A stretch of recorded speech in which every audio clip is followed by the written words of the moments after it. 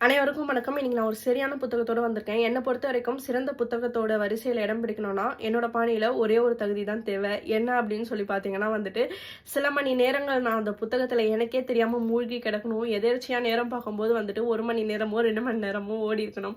அப்படி ஓடி இருந்ததுன்னா அப்பா இவ்வளோ நேரம் இந்த புத்தகத்தில் மூழ்கிட்டோமா அப்படின்ற மாதிரி நான் நினச்சேன்னா அதுதான் அந்த தகுதியாக நான் நினைக்கிறேன். அந்த மாதிரியான ஒரு புத்தகம் எது அப்படின்னு சொல்லி பார்த்தீங்கன்னா இந்த புத்தகம் தான். மா தவசி அவர்கள் எழுதிய சேவக்கட்டு. இந்த புத்தகம் பார்த்தீங்கன்னா அந்த மாதிரியான ஒரு புத்தகம் தான். மா தவசி அவர்களுக்கு இது ஒரு முதல் புத்தகம் அப்படின்னு சொல்லிட்டு சொல்றாங்க. ஆனால் அவரோட எழுத்துக்களை பார்த்தீங்கன்னா அப்படி சொல்லவே சொல்லாது.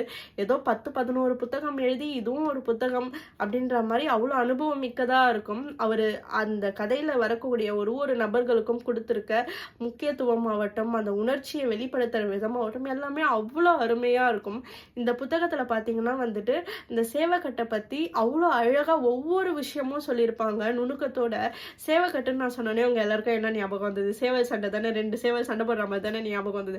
ஆமாங்க, சேவல் சண்டையை மையமா வச்சு எழுதப்பட்ட ஒரு புத்தகம் தான் இது. இந்த புத்தகத்துல பாத்தீங்கன்னா சேவல் சண்டையில அந்த சாஸ்திரம், சேவக்கட்டு சாஸ்திரம்னு சொல்றாங்க. அதாவது கட்டுல விடக்கூடிய சேவலுக்கு என்னென்ன தகுதியெல்லாம் இருக்கணும், அந்த கட்டில் விடணும்னா என்னென்ன விதி மீறல்கள் இருக்கக்கூடாது, என்னென்ன விதிகள் இருக்கணும், என்னென்ன விதியெல்லாம் பின்பற்றணும், அந்த மாதிரியான நிறைய விஷயங்களை சொல்றாங்க இந்த புத்தகத்துல. எத்தனை விதமான சேவல் இருக்கு அப்படின்றதையுமே சொல்றாங்க. இதெல்லாம் தாண்டி ஒரு 2-3 இடத்துல சேவல் சண்டையை காட்சிப்படுத்தியிருப்பாரு மா தவசி அவர்கள். ஒரு நேர்ல போய் ஒரு சேவல் சண்டையை பார்த்தா எனக்கு எப்படி ஒரு உணர்வு வரும், காணொலியில பார்க்கறத விட அது ரொம்ப உணர்வு பூர்வமா இருக்கும் இல்லையா, அதை விடவுமே உணர்வு பூர்வமா இருந்துடுமோ அப்படின்னு நான் நினைக்கிற அளவுக்கு அவ்வளோ அழகா காட்சிப்படுத்தியிருப்பாரு அந்த சேவல் சண்டைய. கண்டிப்பா இந்த சேவல் சண்டை மேல ஈர்ப்பு இருக்கிறவங்கள இந்த புத்தகத்தை வாங்கி படிச்சே ஆகணும். சிறந்த புத்தகத்தை படிக்கணும்னு நினைக்கிறவங்களுக்கும் இந்த புத்தகம் ரொம்பவுமே பிடிச்சமான ஒரு புத்தகமா இருக்கும்.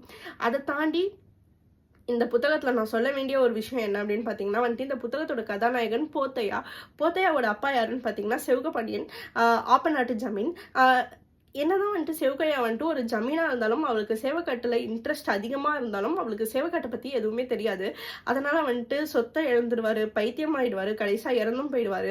அப்பாவால் அடைய முடியாத அந்த ஒரு வெற்றியை நம்ம எப்படின்னா அடைஞ்சிடணும் அப்படின்னு சொல்லிட்டு ஒரு வாழ்நாள் கனவாக வச்சிருப்பாரு போத்தையான்றவர். சேவக்கட்டில் ஒரு தடவையாச்சும் ஜெயிச்சிடணும்னு அவ்வளோ கஷ்டப்படுவார். அவர் ஜெயிக்கிறாரா இல்லையா அப்படின்றது தான் கதை. இதை பற்றி நான் இன்னும் தெளிவாக பேசி ஒரு டீட்டெயில்டு வீடியோ யூடியூப்ல அப்லோட் பண்ணியிருக்கேன். நேரம் இருக்கிற அந்த வீடியோ போய் பாருங்க. அடுத்த ஒரு புத்தகத்தோட சந்திக்கிறேன். அதுவரை உங்களிடமிருந்து விடைபெறுவது நான் உங்கள் கேள்வி. டடா, பை பாய்.